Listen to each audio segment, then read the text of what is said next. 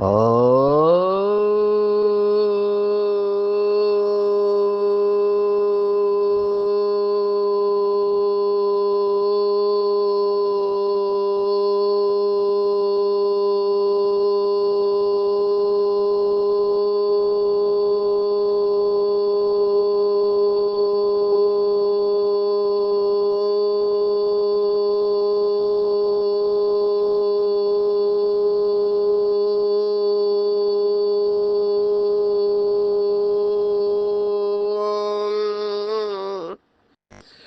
शांति।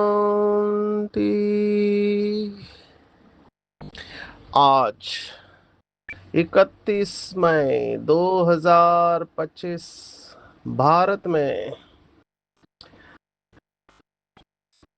शनिवार है।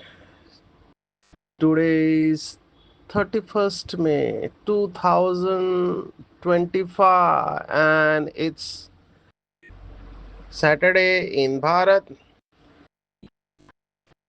आज की मुरली का जादुई रहस्य स्वयं को प्रेरणा देने के लिए magical secrets of today's Murli for motivating the self.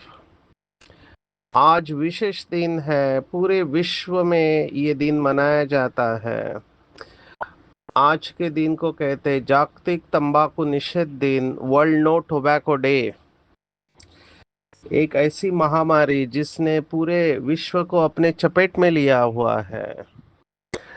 आज पूरे देश में ही नहीं, विश्व भर में इसके ऊपर कार्यक्रम होते हैं। आज का थीम है 31 मई का। हर साल का थीम होता है, माना एक विषय को लेकर चलते हैं। इस साल का थीम है अनमास्किंग द अपील। माना ये तंबाकू बेचने वाली कंपनियां हैं, ये यूथ को अपनी तरफ आकर्षित करने के लिए बहुत सारे तरीके इस्तेमाल करते हैं, जिसमें फ्लेवर्स, अलग अलग फ्लेवर डालते हैं, खुशबू डालते हैं, कलरफुल पैकेजिंग होता है और गलत एडवर्टाइजिंग होता है, जिसके वजह से यूथ खास करके इसके तरफ आकर्षित हो जाते हैं। तो ये इनका चाल जो है, दुनिया को समझाना है कि ये विनाश की ओर लेके जा रहा है। तंबाकू पूरे विश्व के लिए खतरा है। मैं हर साल इसके ऊपर सेशंस लेता हूँ। आपको भी किसी को अगर चाहिए तो आप मुझे मांग सकते हैं, मैं भेज दूंगा। शॉर्ट में इतना बताते, इस समय आउट ऑफ 195 कंट्रीज जो है यूनाइटेड नेशंस के, उसमें से 183 कंट्रीज ने ट्रीटी साइन किया हुआ है। एफसीटीसी बोलते हैं, framework convention of tobacco control. और ये 183 कंट्रीज अपने देश से तंबाकू निकालना चाहते हैं फेज वाइज में। भारत भी उसमें है। पूरे विश्व में 80 लाख लोगों की मृत्यु केवल तंबाकू से होती है, और ये टोटली प्रिवेंटेबल है। It's a preventable cause of morbidity and mortality, ऐसे कहते हैं। सिंगल लार्जेस्ट, केवल व्यक्ति नहीं, समाज नहीं, देश नहीं, पूरा विश्व और उसका पर्यावरण भी इससे खतरे में है। डिफॉरेस्टेशन होता है, बहुत सारे आंकड़े हैं, मैं उसमें नहीं जाऊंगा, मुरली का फोकस चला जाएगा। आज के दिन हम सभी प्रतिज्ञा लेंगे, जहां पर भी पॉसिबल है, स्कूल, कॉलेज, पब्लिक में, कि हम केवल तंबाकू ही नहीं, बाकी सभी नशे नहीं करेंगे। भारत के नशे के कानूनों का पालन करेंगे और दूसरों को प्रेरणा देंगे, आजीवन नशा मुक्त रहेंगे। आते हैं ईश्वरीय नशे की तरफ। आज की मुरली एक शब्द में है, वो है पढ़ाई। बाबा का स्लोगन, जब तक जीना है तब तक पढ़ना है, पढ़ेंगे लिखेंगे तो बनेंगे नवाब, खाएंगे खेलेंगे तो होंगे खराब, ऐसे कहावत है। मुझे यहाँ की ये बात बहुत अच्छी लगती है कि आप पढ़ाई से नंबर ले सकते हो। लौकिक पढ़ाई में तो चीटिंग भी होता है, पेपर लीक होते हैं, एग्जामिनर फेवर करते हैं, अपने पहचान का कोई हो तो वहाँ पे बहुत कुछ होता है। लेकिन यहाँ पे ऐसा संभव ही नहीं है, इम्पॉसिबल है। आपके अंदर विशेषता है और आप आगे नहीं आ सकते हो, ऐसा हो नहीं सकता है। और आपको कोई रोक नहीं सकता है। लौकिक पढ़ाई में बहुत लोग बहाने देते हैं, ये नशा करने वाले। एक व्यक्ति को मैंने पूछा कि तुमने पढ़ाई क्यों नहीं की, तो कहते हैं पढ़ाई तो करना चाहता था लेकिन पैसे नहीं थे इसलिए पढ़ाई नहीं की है। ये सब शराब पीने वाले हैं। इनको पढ़ाई के लिए पैसा नहीं मिलता है, लेकिन शराब पीने के लिए आज तक मैंने कभी कोई व्यक्ति से सुना नहीं, क्या करूं पैसा नहीं था इसलिए शराब नहीं पिया। कैसे भी करके वो जुगाड़ करके पैसे निकालते हैं और शराब पीते हैं। तो पढ़ाई के ऊपर फोकस करना चाहिए। पढ़ाई माना 4 सब्जेक्ट। पढ़ाई माना स्कूल में जाना है रेगुलरली, पढ़ना है। लेकिन यहाँ तो वो भी बंधन नहीं है। बहुत बाबा के बच्चे अभी घर पे बैठ के मुरली सुनते हैं। अभी किसी को बंधन है, हम समझ सकते हैं, बीमार है, अकेले है, उम्र हो गई है, दूर है घर से सेंटर, तो हम समझ सकते हैं। लेकिन जो जा सकते हैं, तबीयत अच्छी है, कोई बंधन नहीं, वो भी नहीं जाते हैं, तब मुझे आश्चर्य लगता है। पढ़ना चाहिए। आज बाबा ने पढ़ाई के साथ संगठन की शक्ति और सहनशीलता के ऊपर भी जोर दिया हुआ है।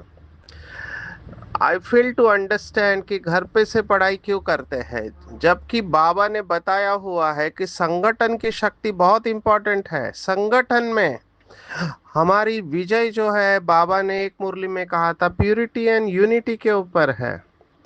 आप भले अकेले अच्छे चल रहे हैं, लेकिन संगठन में चलना वो अलग बात होता है। तो सबको साथ में लेकर चलने वाला ही राजा बनता है, अकेले चलने वाला नहीं। बाबा ने हमेशा ये 3 सर्टिफिकेट की बात की है। स्व स्वयं पसंद या मन पसंद, लोक पसंद और प्रभु पसंद। मन पसंद तो चलो हो जाएंगे, प्रभु पसंद भी हो जाएंगे, लेकिन लोक पसंद जब तक नहीं है तब तक आप कैसे ये फाइनल सर्टिफिकेट में पास होंगे। उसके लिए साथ में चलना पड़ेगा। बहुत लोगों को ये मुश्किल लगता है। शास्त्रों में भी बताया कि अंतिम रास महारास है। माना अगर आपने फोटो देखा होगा कि श्री कृष्ण रास कर रहा है गोप गोपियों के साथ में। एक्चुअली ये रास जो है, बाबा ने मुरलियों में बताया कि ये संस्कार मिलन की रास है। जबकि हमको पता है कि हर एक आत्मा के संस्कार अलग थे, है और रहेंगे।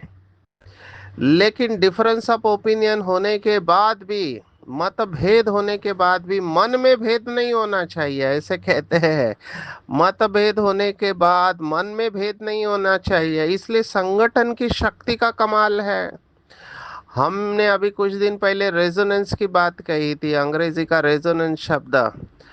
अभी जब संगठन में आप थोड़ा विजुअलाइज करो, केवल 10 लाख लोग भी एक ही समय पर एक ही संकल्प लेकर अगर योग करते हैं, तो मुझे लगता है पूरी पृथ्वी को हम कवर कर सकते हैं पॉजिटिव वाइब्स से।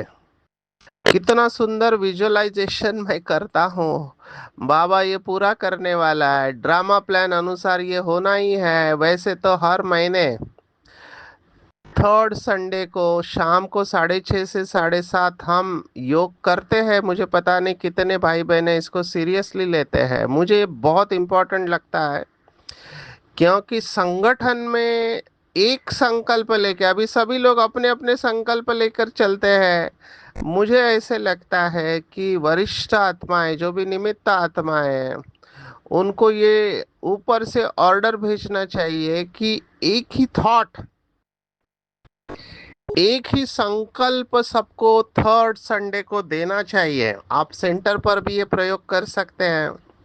एक संकल्प में बैठते हैं तो कंपन चालू हो जाता है, वैसे प्रकंपन निर्माण होते हैं। और जो जितना बेहद में रहेगा उतना वो बेहद में प्रकंपन भेजेगा। लौकिक में ऐसे कहते हैं कि 1 अवतार can change the entire world. एक अवतार पूरे विश्व को परिवर्तन कर सकता है।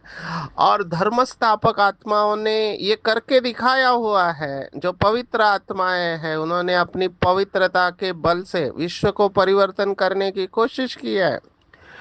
आप सोचो, इतने सारे अवतार, बाबा ने एक मुरली में कहा था एक अवतार का इतना प्रभाव होता है, तो इतने सारे अवतार क्या नहीं कर सकते हैं, सिर्फ हमको वो कॉन्शियसनेस में रहना है, उस चेतना में रहना है कि मैं अवतरित आत्मा हूँ और मैं अवतार हूँ, पवित्रता का अवतार, सुख शांति का अवतार, और मेरे द्वारा निरंतर सुख शांति के प्रकंपन पूरे विश्व में फैल रहे हैं।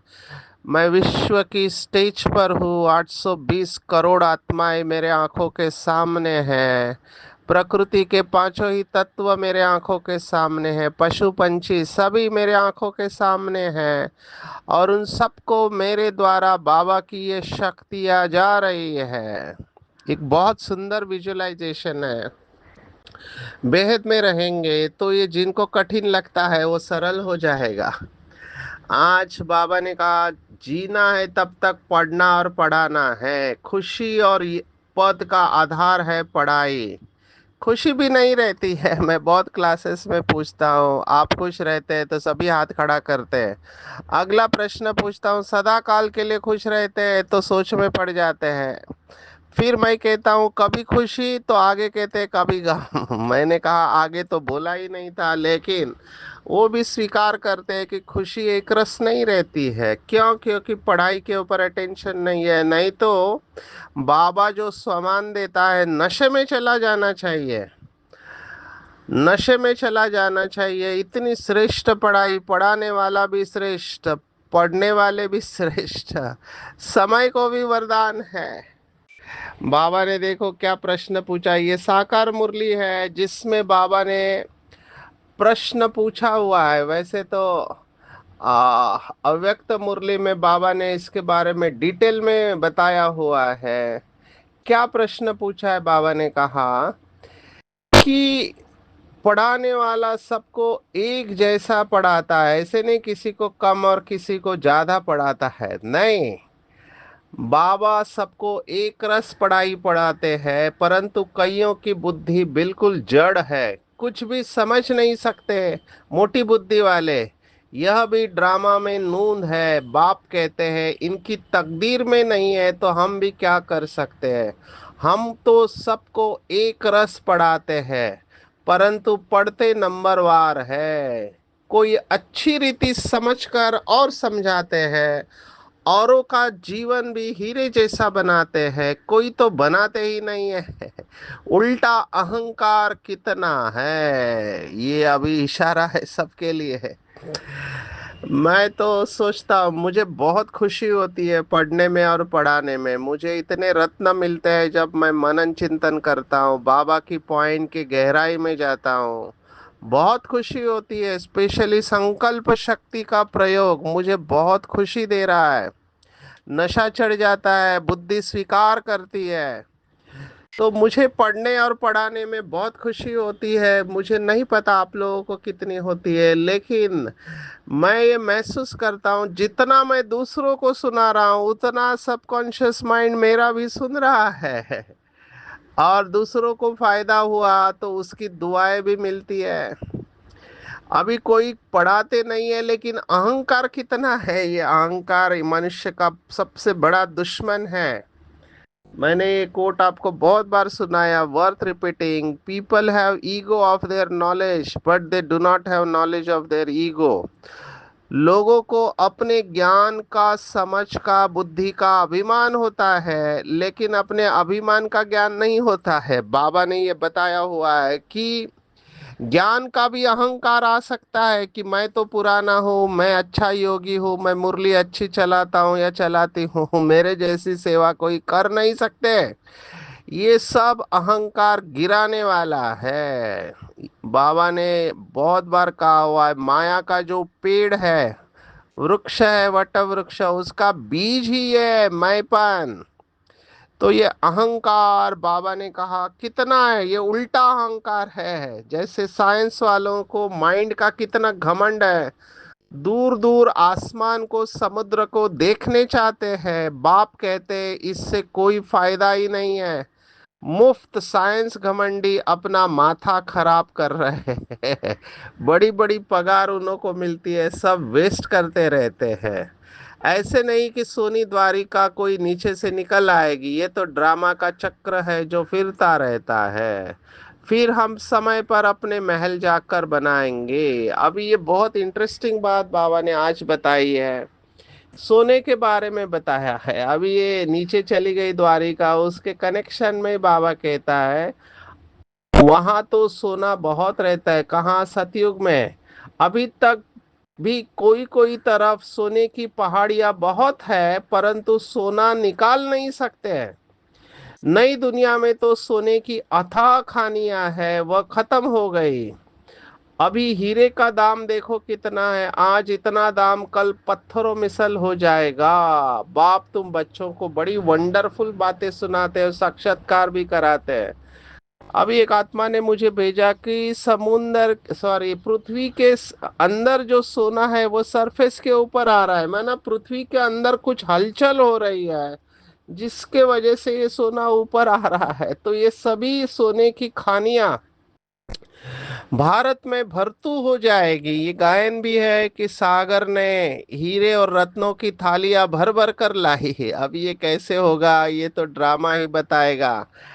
लेकिन कहने का भाव ये है कि ये सब अपने आप होने वाला है। हमको ये ध्यान में रखना है कि जब समय एक है, पढ़ाने वाला एक है, समय को वरदान है, और बाबा सबको एक जैसा देता है, किसी को ज्यादा और किसी को कम नहीं देता है। तो हम थोड़े में क्यों संतुष्ट हो रहे हैं? हम पूरा लेंगे। जो गीत है, एक बाग नहीं, एक खेत नहीं, हम सारी दुनिया चाहेंगे। भगवान हमें विश्व का मालिक बना रहा है। बाबा ने एक मुरली में कहा था कि आप रत्नों की खान पर जा रहे हैं और दो चार हीरे लेकर आना ये समझदारी नहीं है, एक बकेट लेके आना। जैसे दादी के बारे में बाबा कहते हैं कि चिड़िया ने सागर को हप कर लिया। इसका भाव है कि हम बुद्धि को इतना स्वच्छ बनाएं कि बाबा के पास जितना भी है ज्ञान गुण शक्ति हम सब हप कर ले। बाप समान हम मास्टर ज्ञान का सागर बने। और इसके लिए पढ़ाई के ऊपर अटेंशन देना है। पढ़ाई से मनुष्य कितना ऊंच बनते हैं। अभी देखो बाबा हमेशा आईसीएस की पढ़ाई की बात करता है। इंडियन सिविल सर्विसेज, ये बहुत ऊंची पढ़ाई होती है, आईएएस, आईसीएस या आईपीएस। ये लोग कंट्री को चलाते हैं, राज्य को चलाते हैं। तो कितना मेहनत करते हैं ये लोग, और फिर इनका पगार भी वैसे होता है। वह तो सब अल्पकाल क्षण भंगुर के मर्तबे है, उनमें कुछ भी रखा नहीं है, जैसे कोई काम के नहीं है, लक्षण कुछ भी नहीं थे। इस पढ़ाई से तुम कितना ऊंच बनते हो। मैं हमेशा मेरा अनुभव सुनाता हूँ। मुझे भी एमबीबीएस की पढ़ाई में बहुत रुचि था, बहुत मेहनत से पढ़ा, लेकिन जब दवाखाना खोला, नॉलेज होने के बाद भी पेशेंस नहीं है। अभी मुझे तो फायदा ही हुआ, पेशेंट नहीं था तो मैं अव्यक्त मुरलियां पढ़ता रहता था। तो उस बहाने सभी अव्यक्त मुरलियां पढ़ के हो गई, खाली बैठे थे। लेकिन कहने का भाव है कि वो पढ़ाई का भी गारंटी नहीं कि आपकी कमाई होगी। और यहाँ पे तो पूरे कल्प में आप हीरो एक्टर बन रहे, तो कितना मेहनत करना चाहिए। बाबा हमेशा ये बात भी कहते हैं कि 8 घंटा आप खुद के कमाई के लिए देते हो, बाकी का समय तो ईश्वरीय पढ़ाई के लिए दो। सारा अटेंशन पढ़ाई पर देना है। जिसकी तकदीर में है उनकी दिल पढ़ाई में लगती है। औरों को भी पढ़ाई के लिए भिन्न भिन्न रीति पुरुषार्थ कराते रहते हैं।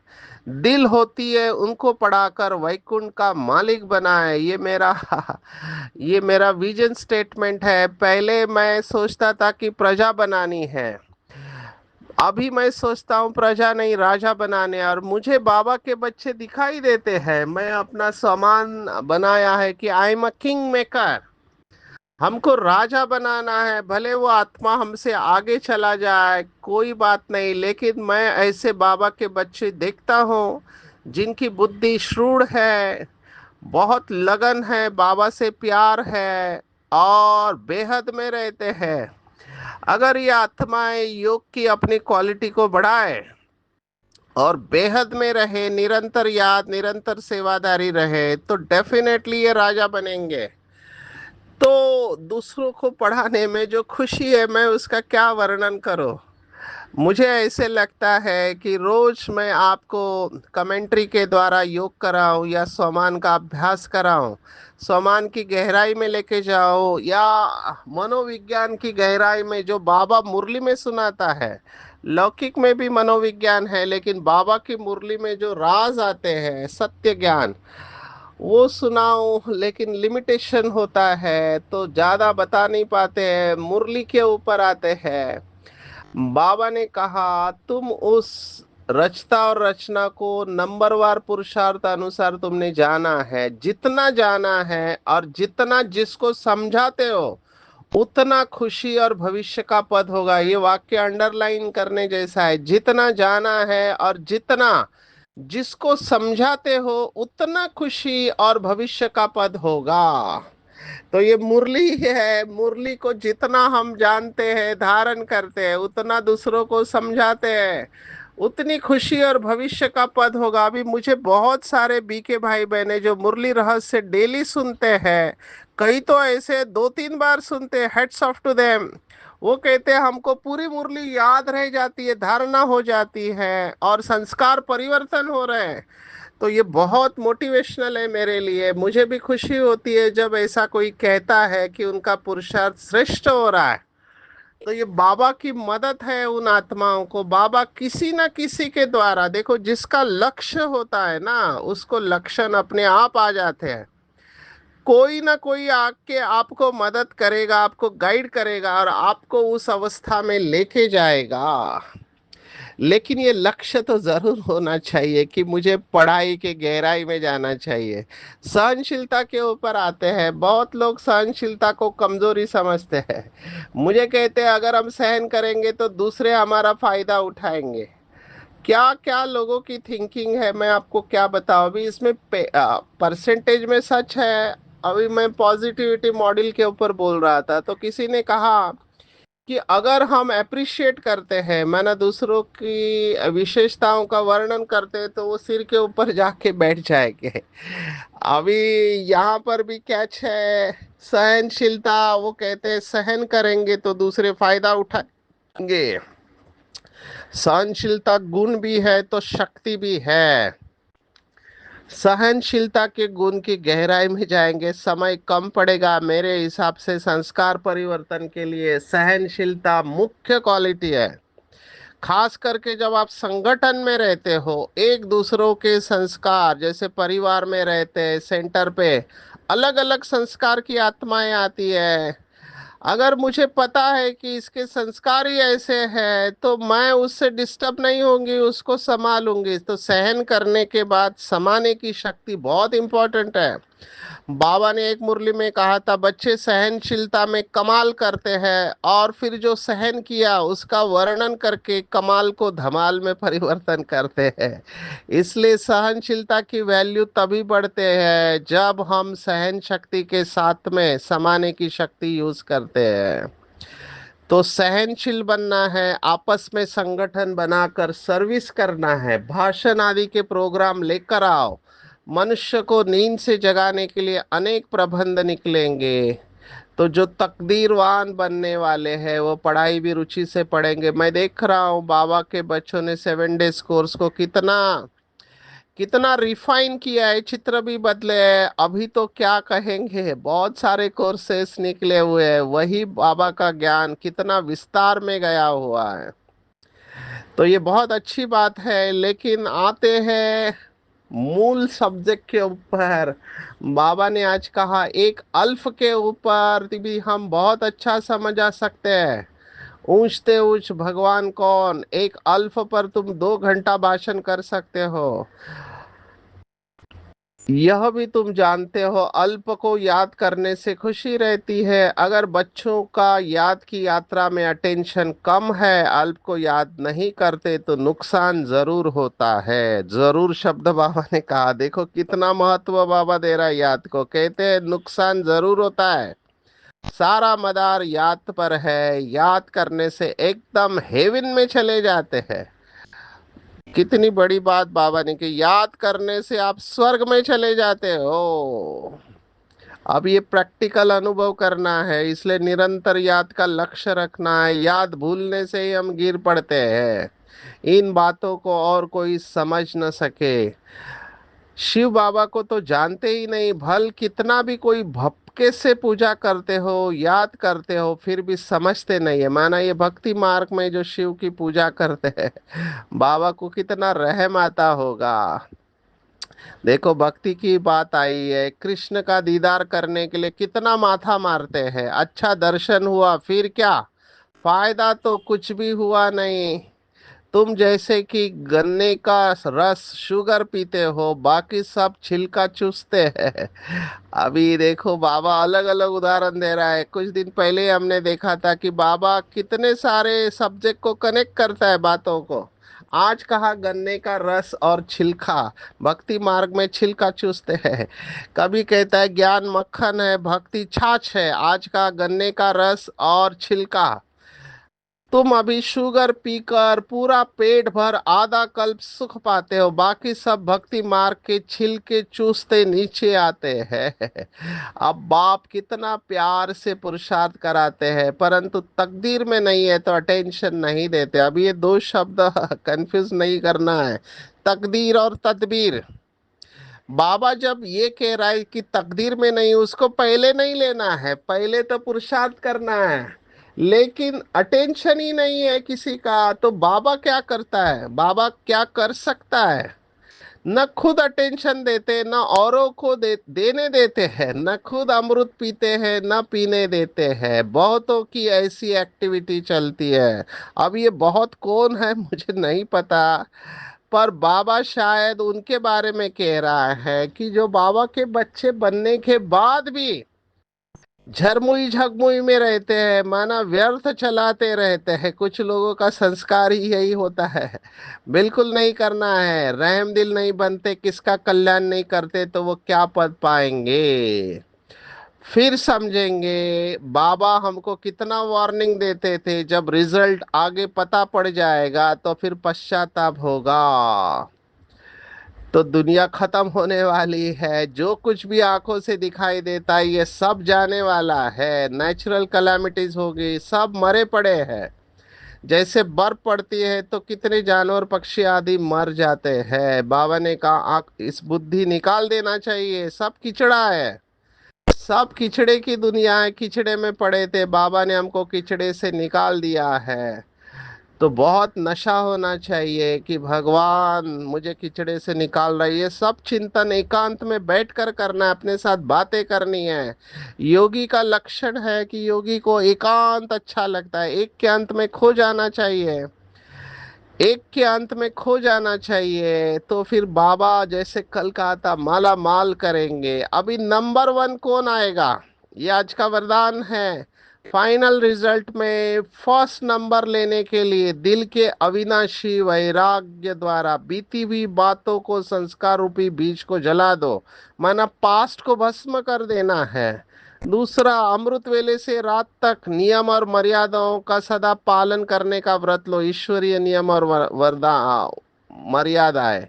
तीसरा, मनसा वाना वाणी या संबंध संपर्क द्वारा निरंतर महादानी बन, पुण्य आत्मा बन, दान करते रहो। ये तीन बातें जो करेंगे, वैराग्य से बीज को विनाश करना है, पुराने संस्कार रावण के। अमृत वेले से रात तक ईश्वरीय नियम मर्यादाएं, और मन वचन और संबंध संपर्क से निरंतर महादानी बनेंगे, तो तभी उड़ता पंछी बन फाइनल में नंबर ले पाएंगे। तो इसके ऊपर अटेंशन रखना है कि मुझे नंबर वन आना ही है। और ऐसे नंबर वन बाबा के बच्चे, मुझे भी बहुत खुशी होती है। बस वाइब्रेशन फैलाते रहो, वृत्ति द्वारा वायुमंडल को पावरफुल बनाना, ये बहुत फास्ट पुरुषार्थ है यार, लास्ट का पुरुषार्थ है। क्योंकि लास्ट में वाचा से सेवा नहीं कर पाएंगे, ऐसी परिस्थितियां होगी कि हम नहीं निकल पाएंगे। तो वृत्ति के द्वारा वायुमंडल बनाना है, बहुत ऊंची बात है। ऐसे पवित्र आत्माएं विश्व की पर्सनालिटीज बनते हैं। इनके हर कर्म में महानता और विशेषता होती है, और ये अपनी एनर्जी, समय और संकल्प कभी वेस्ट नहीं करते हैं। सफल करते हैं। छोटी छोटी बातों में अपने मन और बुद्धि को बिजी नहीं करते हैं, डिटैच हो जाते हैं। आज की पूरी मुरली में टेक होम अगर आप मुझे पूछो तो मैं कहूँगा सहनशीलता का गुण धारण करना है। संगठन में सर्विस करना है। मनुष्य को नींद से जगाने के लिए प्रबंध करना है, अपनी तकदीर को श्रेष्ठ बनाना है। पढ़ाई बहुत रुचि से पढ़नी और पढ़ानी है, तभी खुशी खुशी बनी रहेगी। विशेष एकांत में रहकर अपने साथ बात करना है कि मैं कितना मैसेंजर बनाऊं, कितनों को आप समान बनाता हूँ। साक्षी होकर हर एक के पार्ट को देखने का अभ्यास करना है। फाइनल रिजल्ट में फर्स्ट नंबर अगर लेना है तो तीन बातें: अविनाशी वैराग्य द्वारा पुरानी बातों को भस्म करना है, संस्कारों को, रावण के संस्कारों को, अमृत वेले से रात तक ईश्वरीय नियम और मर्यादाओं का पालन करना है, और मन वाणी और संबंध संपर्क द्वारा निरंतर महादानी पुण्य आत्मा बनना है। वृत्ति द्वारा वायुमंडल को श्रेष्ठ बनाना है। और विश्व की पर्सनालिटीज, रूहानी पर्सनालिटीज के लिए छोटी छोटी बातों में मन बुद्धि को बिजी नहीं करना है, एनर्जी समय संकल्प वेस्ट नहीं गवाना है। हर कर्म में और महानता और विशेषता दिखाई दे। अच्छा, ओम शांति।